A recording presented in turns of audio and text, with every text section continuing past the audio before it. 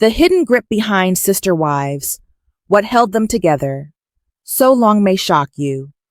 When Sister Wives debuted on TLC in 2010, it captivated audiences with its unprecedented look into a polygamous family's attempt at unity, love, and faith.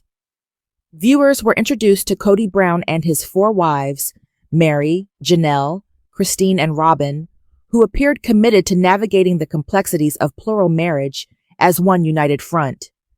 At the time, Kody was in the process of spiritually courting Robyn, his soon-to-be fourth wife.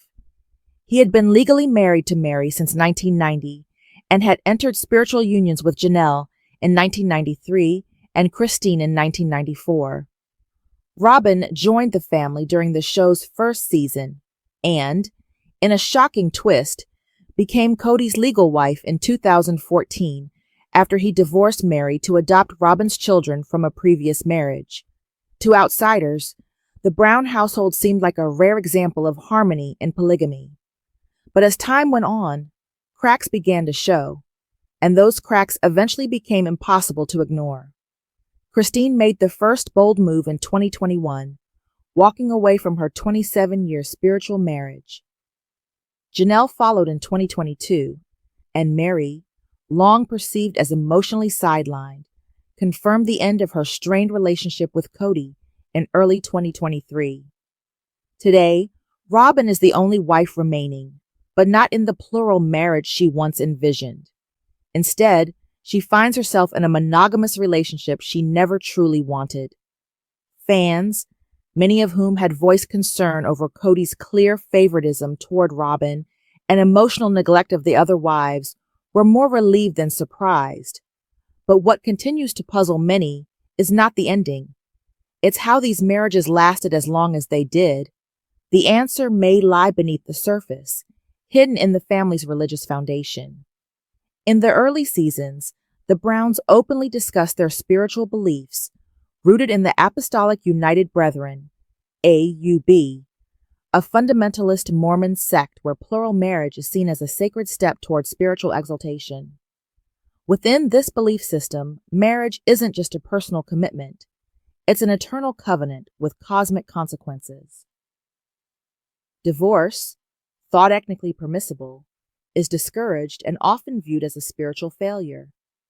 This powerful doctrine likely bound the family together for far longer than emotional compatibility alone would have. The weight of religious obligation, the pressure to maintain appearances, and the fear of eternal ramifications likely delayed the wives' decisions to leave, even as their emotional bonds crumbled. But as the show evolved, something changed. The spiritual discussions that once defined their union began to fade. In their place came rising tension, individual frustrations, and growing emotional distance. The deeper truths could no longer stay hidden. Christine's departure was more than just a personal decision. It was a domino that set others into motion. Janelle, long known for her independence, soon saw no reason to stay in a relationship that brought her no fulfillment. Meri, after years of isolation, finally accepted the painful truth, especially after Kody himself publicly acknowledged the emotional void between them. Now, with only Robyn by his side, Kody must face the consequences of years of favoritism, strained communication, and spiritual erosion. What began as a hopeful vision of plural love has become a sobering lesson in imbalance and emotional neglect. Even Robyn has spoken out, expressing disappointment and heartbreak over the unraveling of the family dream. The life she signed up for no longer exists, and perhaps never truly did.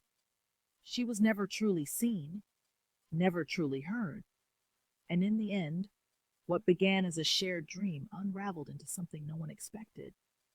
Sister Wives began as a story of faith, unity, and plural love, but over time, it morphed into something far more complex, a chronicle of awakening, of strength rising from silence, and of women daring to leave behind everything they'd once believed was sacred. For many viewers, the journeys of Christine, Janelle, and Meri became something more than reality television. They became symbols of courage. These women didn't just walk away from a man, They broke free from spiritual chains, emotional entanglements, and a way of life passed down like scripture. The Brown family wasn't just practicing polygamy, it was their legacy. Kody Brown, alongside his first wife Meri and third wife Christine, came from deep within the heart of fundamentalist Mormonism. In their world, polygamy wasn't simply accepted, it was divinely mandated. It was the price of eternal exaltation. Janelle's story was slightly different. Raised in mainstream Mormonism, she wasn't born into the plural path. Yet fate intervened.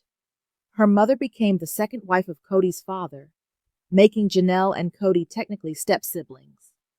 It was through that twist of destiny that she found her way into the family, and eventually into plural marriage itself.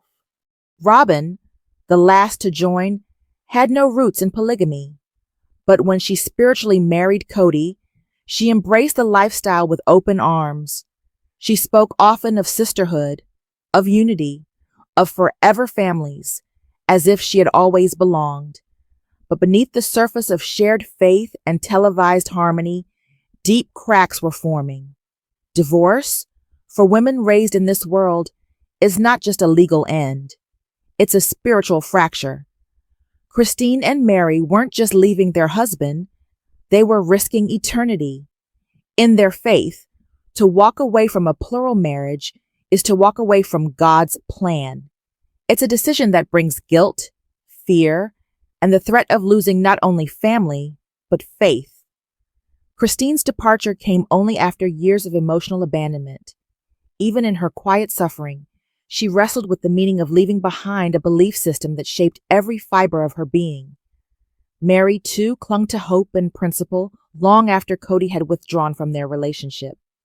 Her loyalty wasn't just to Kody, it was to the very foundation of her identity. But slowly, something shifted. A quiet revolution stirred in their hearts. The need for peace, for respect, for something real, became louder than the fear of damnation. And when they finally chose to walk away, it wasn't in anger, it was in clarity. They weren't defying their faith, they were reclaiming their lives. Leaving Kody wasn't just the end of a marriage, it was the beginning of a transformation. It meant facing years of conditioning, dismantling deep-rooted fear, and placing self-worth above tradition. It meant choosing the unknown over the unfulfilling, and in doing so, these women didn't lose themselves. They found something they never truly had: freedom. Please subscribe my channel and click the bell icon.